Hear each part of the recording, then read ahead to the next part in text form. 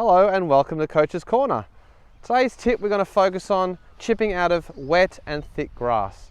So you're going to find a lot of this perhaps in winter, especially at the moment because the course is relatively wet. The grass has got quite thick, especially the rough. And let's say hypothetically that you have tried to prefer your lie and the ball's sunk down a bit, or the preferred lies have ended and you need to try to get the ball up out of the rough. Now, I've given myself a little bit of a not so good lie here. It's sitting on mud and there's some thick grass around it. So I want to tell you 3 things that you can do to help you get this ball from here onto the green near the flag. So the first one you need is loft. So ideally when you see your ball sitting down in the rough, you think I need to get the ball up out of there. So either a lob wedge or a sand wedge is probably ideal.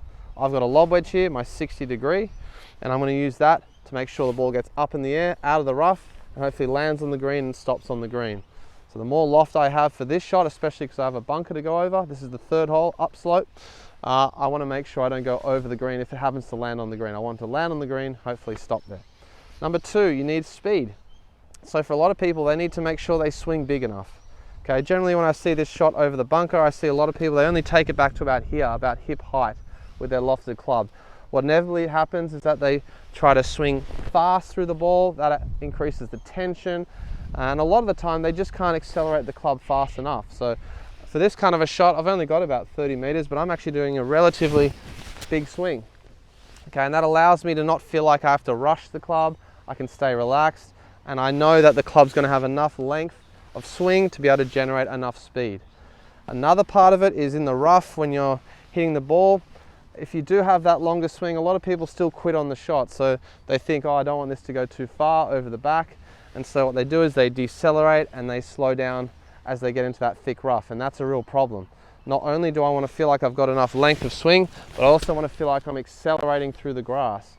And for me to do that really well, I feel like if I keep turning my body, that generally helps me to accelerate. So a nice long swing, turn and accelerate, and generally that will help your club to get through that rough really well. The final one is just making sure you hit down on the golf ball. So that old adage of not trying to scoop up the ball into the air, to actually hit down on it and let the loft of the club do the work for you. So how I do that is I try to favor my front foot with my weight. The challenge being, of course, is as you play the shot to not be tempted to try to get up behind it and scoop it up. You've got to just keep your weight on your front foot and think hit down into the grass. Okay, so hopefully if you do those 3 things, you'll have loft, you'll have speed, and you'll have a downward strike, and that ball will hopefully come out as nicely as this one will. So as I'm setting up, weights on my front foot, take it back long enough, turn and accelerate. That worked out quite nicely. Hopefully you have success like that as we play through winter, and hopefully the course will continue to dry out as the next few weeks get weather that is a little bit more ideal.